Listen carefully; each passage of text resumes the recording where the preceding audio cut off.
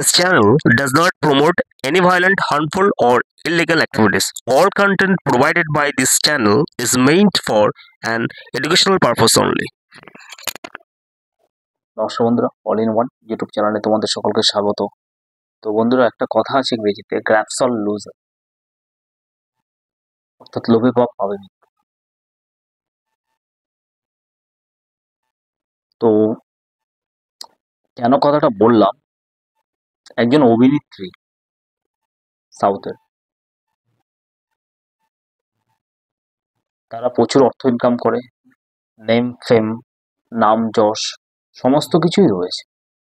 তা সত্ত্বেও মানুষের যখন লোভ চরম পর্যায়ে পৌঁছে যায়, মানে অত্যাধিক একটা বিলাসবহুল জীবনযাত্রা, দুবাই, হংকং, মানে ফরেন ট্রাইটের যে পলিসি, সেগুলো যখন ভারতীয়দের মধ্যে বা অন্যভাবে চলে আসে, এবং এই যে একটা বিলাসবহুল লাক্সারিয়াস জীবনযাত্রা, সেটা মনে হচ্ছে যে সিনেমা করেও আরো অনেক টাকা চায়, আরো চায়, মোর মোর, সে নিডস মোর।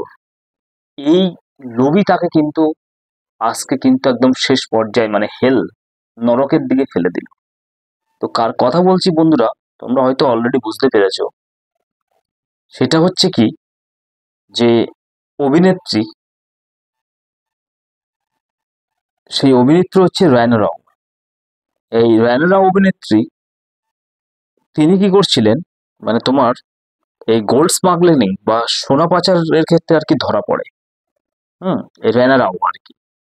তো এই সোনা পাচার কিন্তু তিনি একা যুক্ত ছিলেন না, এবং তাকে স্কট করতো আর কি, অর্থাৎ সহায়তা করতো তার যে মানে স্টেপ ফাদার, সৎ বাবা, সেই স্টেপ ফাদার কিন্তু তাকে সাহায্য করতো আর কি। ৩রা মার্চ 12.65 কোটি টাকার সোনা পাচারের অভিযোগ এ রায়না রাওকে গ্রেপ্তার করে, এবং তদন্তকারীরা যারা গ্রেপ্তার করেছিল তাদের সাসপেক্ট কখন হয়, দেখতে অভিনেত্রী আর কি ঘন ঘন দুবাই ভ্রমণ করছে আর কি, তখন তাদের একটা সন্দেহ হয়ে যায় যে কত শুটিং হতে পারে, একটা মুভির শুটিং হতে তো অনেকদিন সময় লাগে, তো কটা মুভির শুটিং হচ্ছে। তো তারা সমস্ত কিছু তদন্ত করতে থাকে। তখন এই রাজস্ব গোয়েন্দা অধিদপ্তর বা ডিআরআই এই দৃষ্টি আকর্ষণ করে আর কি তারা, যে কেন সে যাচ্ছে।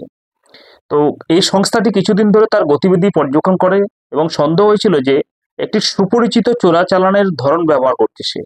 মানে তারা তো এরকম ওই তোমার কাস্টম অফিসারের মানে এয়ারপোর্টে যারা থাকে না আর কি, অফিসার গুলো আর কি, তো তারা, তাদের সন্দেহ হচ্ছিল যে কেন বারবার এই দুবাই করছে, এবং ইন্ডিয়া টু দুবাই দুবাই এরকম কেন করছে। এবং দুবাই থেকে তার সর্বশেষ প্রত্যাবর্তনের পর কর্তৃপক্ষ তাকে বিমানবন্দরে আটক করে, এবং তার কাছ থেকে বিদেশি বংশোদ্ভূত 12টি সোনার বার জব্দ করে আর কি, তখনই ধরা পড়ে আর কি। বিমানবন্দরে নিযুক্ত একজন হেড কনস্টেবল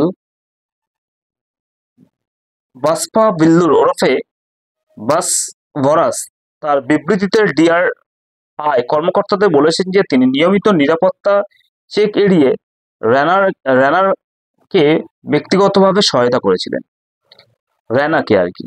তিনি দাবি করেছেন যে উচ্চপদস্থ পুলিশ কর্মকর্তাদের পরিবারের সদস্যদের যাতায়াতের সুবিধার্থে তাকে একাধিকবার নির্দেশ দেওয়া হয়েছিল।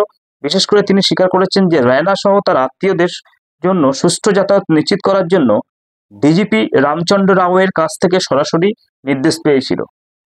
অর্থাৎ তার যে স্টেপ ফাদার আর কি, রামচন্দ্র রাও, তখন তাকে নির্দেশ দেওয়া, মানে তিনি এটা কন্ট্রোল করতেন আর কি এয়ারপোর্টের আর কি, যে তাকে স্পেশাল প্রোডাকশন, স্পেশাল যাতায়াতের জন্য এয়ারপোর্টের সমস্ত কিছু ব্যবহার করতে হবে, মানে চেকিং ফেকিং সেরকম কিছু করতো না। তো এবার ওখানে যে কাস্টম যারা রয়েছে তাদের কিন্তু সন্দেহ হচ্ছিল যে বারবার দুবাই যাওয়া বা আসা এতবার কেন।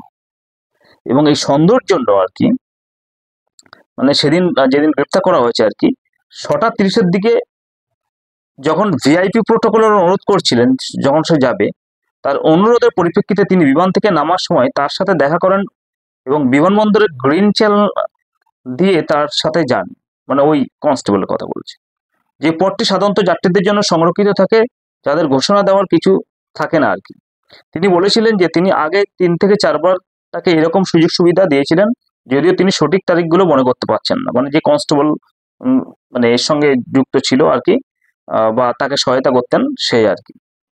তো যাই হোক, এইটা আবার এখন আবার বেঙ্গালুরুতে আর কি বৃহস্পতিবার ইডি বা এনফোর্সমেন্ট ডিরেক্টর আর কি এটাও এই মানে ইয়ে করছে আর কি, তদন্ত করছে যে কে যুক্ত রয়েছে এবং কিভাবে যুক্ত হয়েছে, আরো যে বিদেশি সোনা পাচার চক্রের সাথে আরো কারা কারা জড়িত রয়েছে, সমস্ত কিছু তদন্ত হচ্ছে আর কি বন্ধুরা। এবং তদন্ততে কি কি বেরিয়ে আসে না বেরিয়ে আসে সেটা পরবর্তীকালে ফার্দার ম্যাটার ইনভেস্টিগেশন চলছে।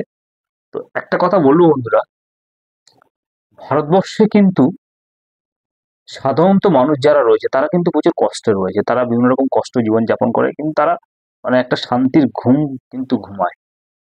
কিন্তু ভারতবর্ষে কিছু নেতা মন্ত্রী থেকে শুরু করে এই যে যারা যারা এই যে এখন এত বড় একটা মানে অ্যাক্ট্রেস, একটা হিরোইন ধরা পড়লো, সে তো মুভিতে উপার্জন করে প্রচুর টাকা উপার্জন করে, আজকে যে তার নেম এবং ফেম সমস্ত কিছু ডুবে গেল। জানি না কি হবে, কেন তো ভারতবর্ষে অনেকে আমি দেখেছি চোর চেষ্টা যারা যারা হয় এবং তারা বড় বড় ক্রাইম করে তাদেরকে আবার ভারতবাসীরা কিছুদিন পরে আবার সর্বোচ্চ স্থানে বসিয়ে দেয়। এটা হচ্ছে আমাদের ভারতবর্ষের স্ট্র্যাটেজি।